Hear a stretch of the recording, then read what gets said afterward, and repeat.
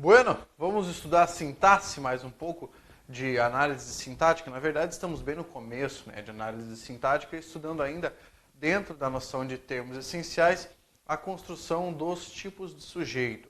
Então, essa noção é importante porque vai fazer você entender como formar o sujeito na sentença, como formar o sujeito nas orações. Já viu o sujeito simples, conseguiu entender a noção de núcleo do sujeito? Agora vamos pegar aqui a noção de sujeito composto, tá? O que é sujeito composto? Bora lá? Olha só, o sujeito composto é o sujeito que possui mais de um núcleo, tá? Isso é bem importante. Mais de um núcleo, ou seja, mais de um substantivo, mais de um pronome ou mais de uma expressão substantivada na sentença. Beleza? Olha o exemplo aqui. Quincas e Brás Cubas são personagens de Machado. Então vamos analisar primeiramente qual é o verbo. O verbo é o verbo ser. Aí eu pergunto para você, quem são os personagens de Machado? Aí eu tenho que pegar a resposta. Quincas e Brás Cubas. Analisando, Quincas é o primeiro núcleo do sujeito, certo? Brás Cubas é o segundo núcleo do sujeito. Isso me faz obrigatoriamente dizer que essa forma, Quincas e Brás Cubas, é o sujeito composto dessas formas. Sujeito composto. Veja só, o que a banca pode fazer ou o que pode haver na frase que talvez possa complicar a sua vida? Uma inversão sintática. Talvez alguma coisa como são personagens de Machado. Olha a inversão que eu fiz. São personagens de Machado, Quincas e Brás Cubas. O nome desse procedimento de inverter as expressões, inverter os termos na oração, é mobilidade sintática. Mobilidade sintática. Quer dizer, eu peguei o sujeito, tirei do início da sentença e coloquei no fim. Isso aqui prejudica? Não. Isso aqui continua sendo o sujeito composto. Que, na verdade, não importa o lugar em que está aqui. O que importa é a relação que esse termo mantém com o verbo. Tá? Se você tiver a relação de conjugação, a relação de evidência para o sujeito, ele vai ser o sujeito independentemente do lugar em que ele estiver. Agora, outra coisa importante para você não confundir, que poderia dar um pouquinho de trabalho, Vamos imaginar essa sentença aqui, ó. Os líderes do Brasil e da Polônia estiveram na reunião. Eu vou chamar a sua atenção para isso, por quê? Porque pode ser que alguém queira confundi-lo, tá? Numa análise dessa natureza. Perceba, os líderes do Brasil e da Polônia estiveram na reunião. Eu pergunto para você, quem esteve na reunião? A resposta, os líderes do Brasil e da Polônia. Muitos alunos pensam que isso aqui é um sujeito composto, porque o cara viu Brasil e Polônia. Mas não é. O núcleo do sujeito é o termo que não está preposicionado, meu aluno. Olha aqui, ó. De mais o, preposição. De mais a, tem preposição aqui também. Então, o núcleo é essa palavra líderes, que é um substantivo. Então, esse termo tem apenas um núcleo do sujeito. Portanto, a expressão os líderes do Brasil e da Polônia compõe um sujeito simples. Não vá confundir com aqui em cima, porque aqui em cima eu tenho um substantivo não preposicionado, dois substantivos não preposicionados. Uma conjunção aqui no meio, tá? Para dar essa ideia de união, mas os dois termos são termos não preposicionados. Entender isso aqui é fundamental para você não cometer equívocos na análise sintática, pelo amor de Deus. pode ser que o elaborador tente enganá-lo. Se você não estiver bem atento, você pode cair na armadilha dele. Beleza? Então já vimos aqui a noção do sujeito composto. Uma coisa fácil, uma coisa simples, né? Vamos adiante. Sujeito oculto. O que é um sujeito oculto? Você vai pensar em outros nomes junto com a palavra oculto. Também pode ser sujeito elíptico, tá? Sujeito elíptico ou sujeito desinencial. Perfeito? Sujeito oculto, elíptico ou desinencial. Por que elíptico? Porque houve um processo de elipse, tá? Para esconder o núcleo do sujeito. Desinencial, porque você vai descobrir qual é o referente do sujeito pela conjugação do verbo. Então aqui eu tenho dois exemplos para você. Então olha só. Aquele candidato estudou para o concurso e gabaritou a prova. Então eu tenho o verbo estudar e eu tenho o verbo gabaritar. São dois verbos, portanto eu vou procurar dois sujeitos. Quero saber quem é o sujeito do estudou e quem é o sujeito do gabaritou. Existe uma coisa bem importante para você diferenciar, já vou introduzir esse conceito agora, né? Que é o seguinte, a diferença entre sujeito sintático, tá? Sintático e o outro é sujeito semântico. Beleza? Qual a diferença entre essas coisas, professor? Seguinte, meu amigo. Sujeito sintático é aquele que está escrito. Escrito, nós vamos pensar assim. Se a palavra está ali ou não está. Ou se a construção da frase permite identificar o sujeito ou não permite. Tá? Então é essa a ideia. Sujeito sintático é escrito ou não, visível ou não. Sujeito semântico é sempre a noção do significado. Tá? Significado. Agora vai ficar fácil entender. Na primeira frase, aquele candidato estudou para o concurso. Quem estudou? Aquele candidato. Qual é o substantivo? Candidato. Então esse é um sujeito simples e o núcleo do sujeito é a palavra candidato. Estudou para o concurso e gabaritou a prova. Eu vou te perguntar, quem gabaritou a prova? Você vai dizer, aquele candidato. Entenda, aquele candidato é o sujeito semântico. Por quê? Porque é o significado. Agora, sintaticamente falando, eu não tenho aqui a expressão aquele candidato. Daí você vai me falar, professor, mas é claro que você não tem. Já está escrito aqui, e não vou escrever de novo. É justamente por isso, para não escrever de novo, que nós temos um procedimento chamado de elipse. Elipse é ocultar um termo. Aqui nós ocultamos o sujeito, por isso sujeito oculto. Então, o sujeito do verbo gabaritar aqui nós vamos classificar sintaticamente como sujeito oculto. Agora preste atenção porque eu vou revelar algumas pegadinhas que as bancas gostam de fazer. Por exemplo, é possível afirmar que o sujeito dos verbos estudar e gabaritar é a expressão aquele candidato. Errado. Por quê? Porque aquele candidato é o sujeito do verbo estudar. Gabaritar não. Tá? Afinal de contas, o sujeito do verbo gabaritar é oculto. Agora, se a banca disser os verbos gabaritar e estudar possuem o mesmo referente para o sujeito, aí está certo. Referente para o sujeito. Quer dizer, a referência, o sentido vai ser o mesmo para os dois. Então, aquele candidato é sujeito semântico das duas formas. Aquele candidato é sujeito sintático do primeiro verbo.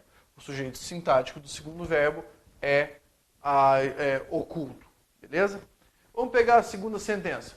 Fiz o trabalho sem dificuldades. Temos aqui o verbo fazer, que é um verbo transitivo direto. Tá? Bem, quem foi que fez o trabalho? Quem fez o trabalho? Pela conjugação você consegue descobrir. Quando eu digo fiz o trabalho sem dificuldades, fica evidente que o sujeito desse verbo, tá, é o termo eu. Como se dissesse, eu fiz o trabalho sem dificuldades. Agora, vamos entender uma coisa? A palavra eu não está escrita aqui. Você apenas consegue retomá-la. Portanto, o que nós entendemos automaticamente é que nós temos aqui um sujeito oculto na sentença. Sujeito oculto, sujeito elíptico também pode ser, ou desinicial. Perfeito? Então já vimos esse caso aqui, esse terceiro caso, que é o sujeito oculto. Você vê que aos poucos o conteúdo vai ficando mais claro, né? Não dá para você desistir de estudar a língua portuguesa. Eu sei que existem vários nomes que você precisa ir memorizando, mas com paciência, com tranquilidade e principalmente com insistência, você precisa insistir nesse trabalho, tá? Precisa ficar ali, ó, todo dia, batendo, tá? Batendo, burilando, para você conseguir entender esses conteúdos. Então aqui matamos sem qualquer dificuldade, beleza? Vamos lá, próximo tipo de sujeito, chamado de sujeito indeterminado, tá? Quando eu falo para você que o sujeito é indeterminado, não quer dizer que ele não exista. Quer dizer que eu não consigo determinar o núcleo do sujeito. Olha só o perigo de você não entender os conceitos. Cara, vou colocar aqui o exemplo. Alguém atirou no presidente. Muito bem. Alguém atirou no presidente. Se eu perguntar para você, qual o sujeito desse verbo, do verbo atirar? Muita gente fala que é indeterminado. Não é? Veja só. Quem atirou no presidente? Alguém. Professor, mas eu não sei quem foi. Lembra, você está investigando sintaticamente. Você não sabe quem foi, que é o significado. Mas a palavra alguém é um pronome que está funcionando como sujeito do verbo atirar. É ele que está conjugando o verbo atirar. Então, esse pronome alguém aqui funciona como sujeito simples.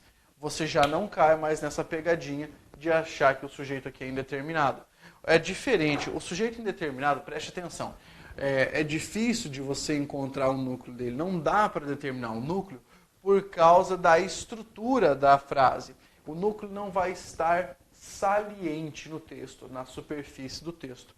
Olha só, a primeira definição, verbo na terceira pessoa do plural sem um referente textual. Então, se você tiver verbo na terceira pessoa sem referente, o sujeito será indeterminado. Por exemplo, compraram a casa ao lado. Eu vou te perguntar, quem comprou? Ah, eles. A palavra eles, tá? A ideia da expressão eles não serve de referência para cá.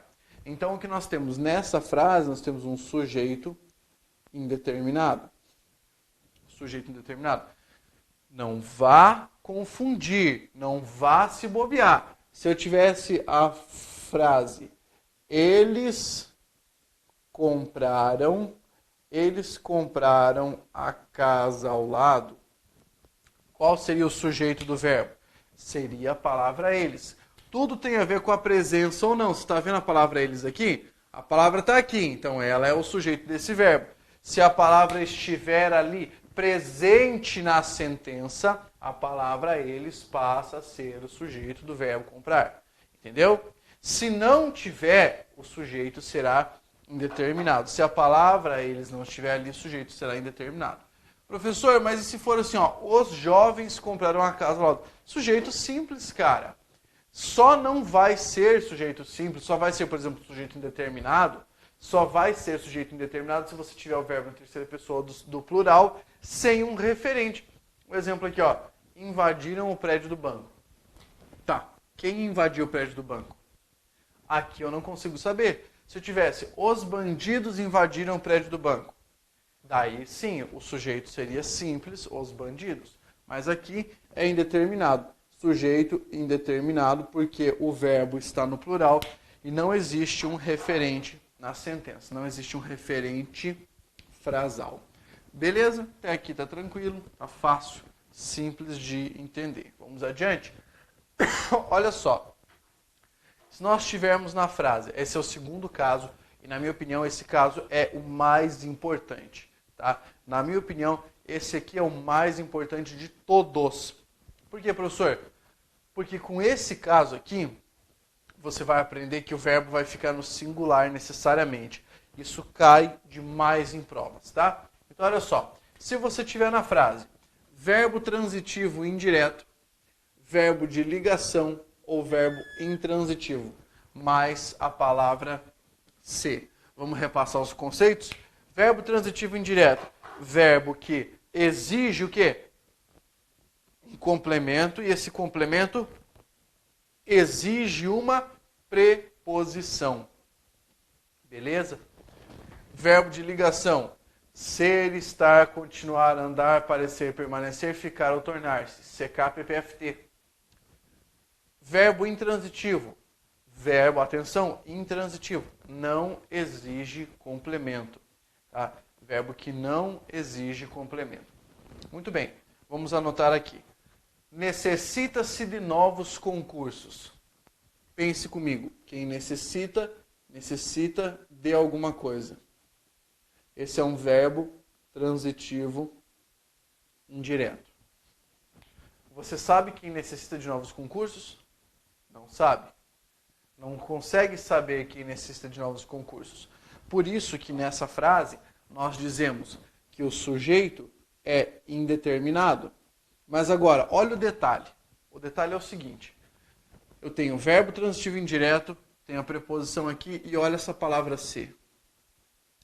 Essa palavra ser nós vamos chamar de, atenção para esse nome, índice de indeterminação, índice de indeterminação do sujeito. Perfeito? Índice de indeterminação do sujeito. Quando eu falo que há essa indeterminação do sujeito, nós temos que perceber que essa é a palavra que vai se associar ao verbo para fazer o verbo ter o seu sujeito indeterminado. Essa é a noção de indeterminação do sujeito. Lembre-se de uma coisa super importante. Obrigatoriamente, o verbo ficará no singular. Tá? Olha outro exemplo. Nem sempre se parece feliz. Eu tenho aqui o verbo parecer. O verbo parecer é um verbo de ligação. Eu tenho a palavra ser. Pablo, mas aqui a palavra ser apareceu antes do verbo, não tem problema? Não, não tem problema. Esse é um caso de colocação pronominal. Ele aparece antes do verbo parecer por causa da palavra sempre, que é um advérbio.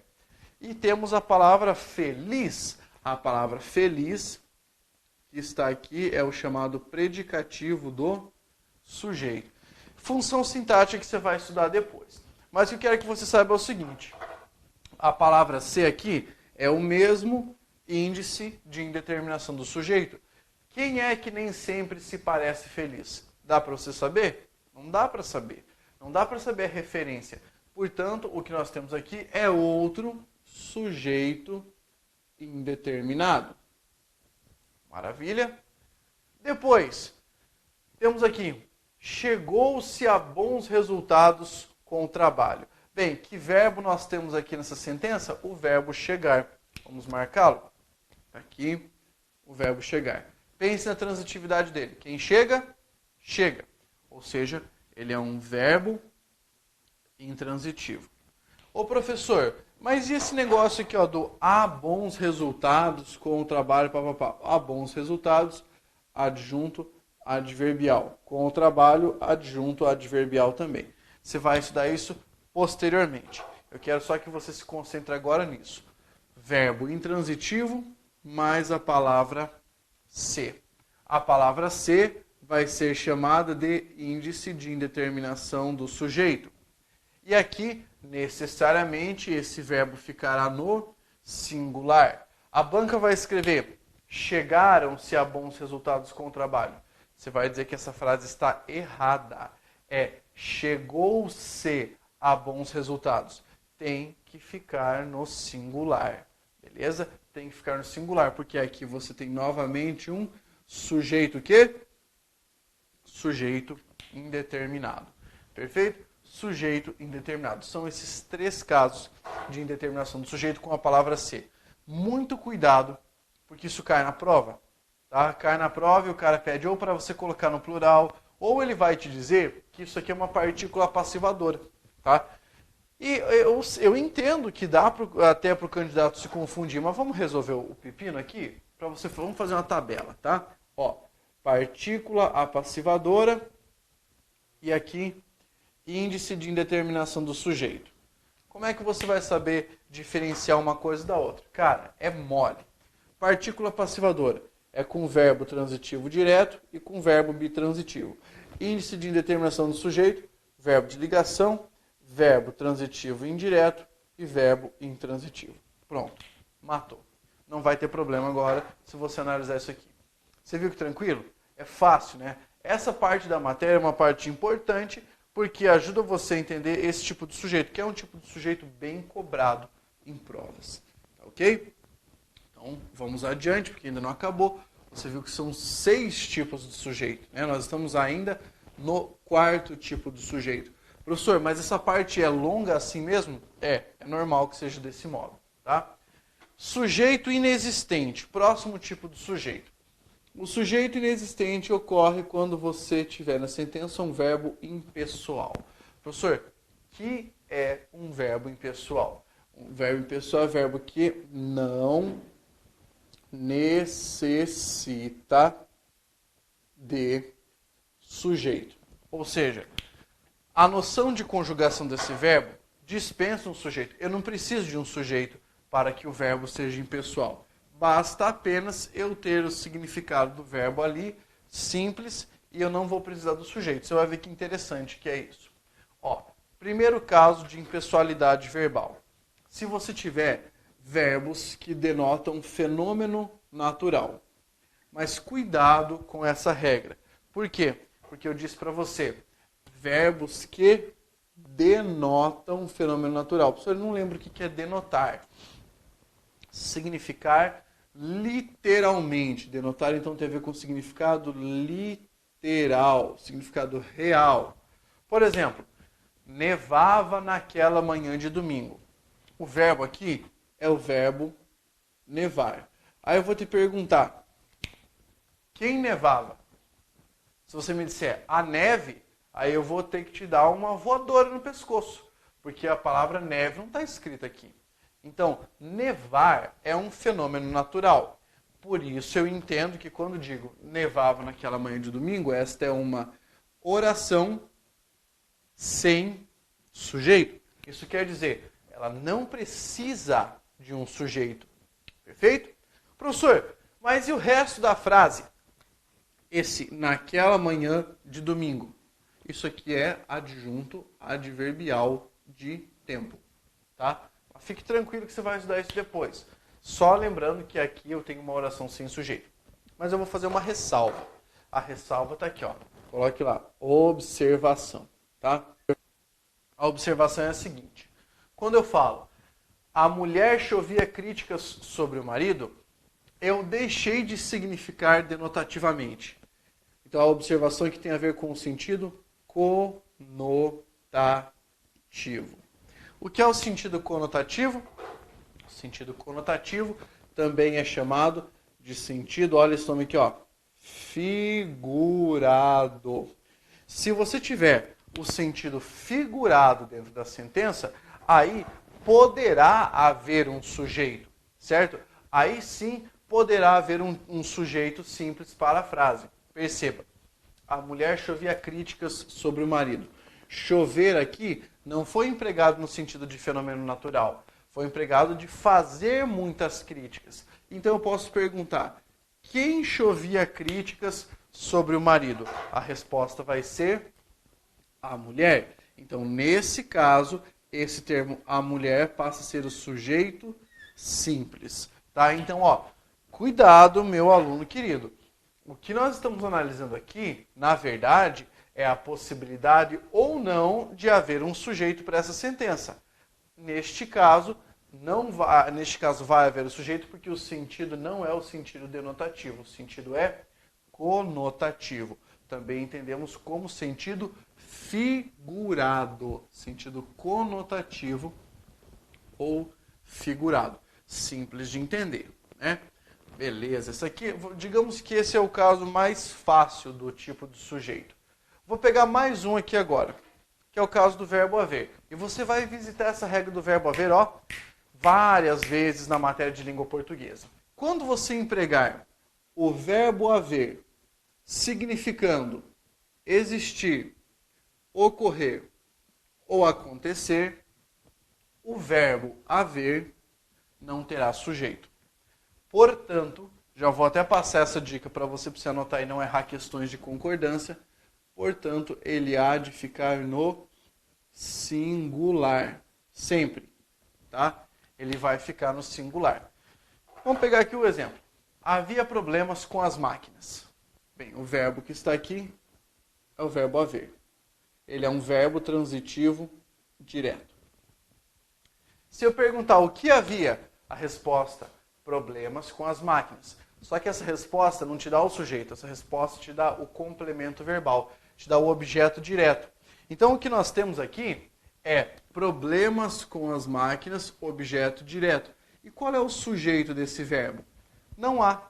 Essa é uma oração sem sujeito. Por isso, esse verbo fica no singular.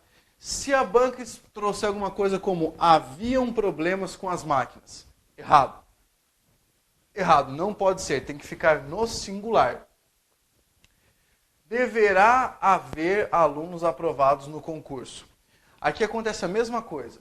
A única diferença é que eu tenho dois verbos, né? Eu tenho uma locução verbal. Eu tenho o verbo haver, que aqui é o verbo principal, e o verbo dever, que é o verbo auxiliar. A regra é a seguinte, meu aluno querido.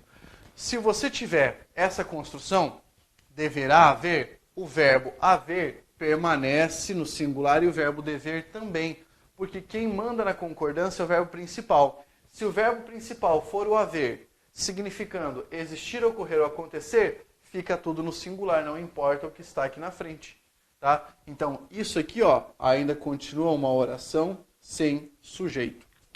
Perfeito?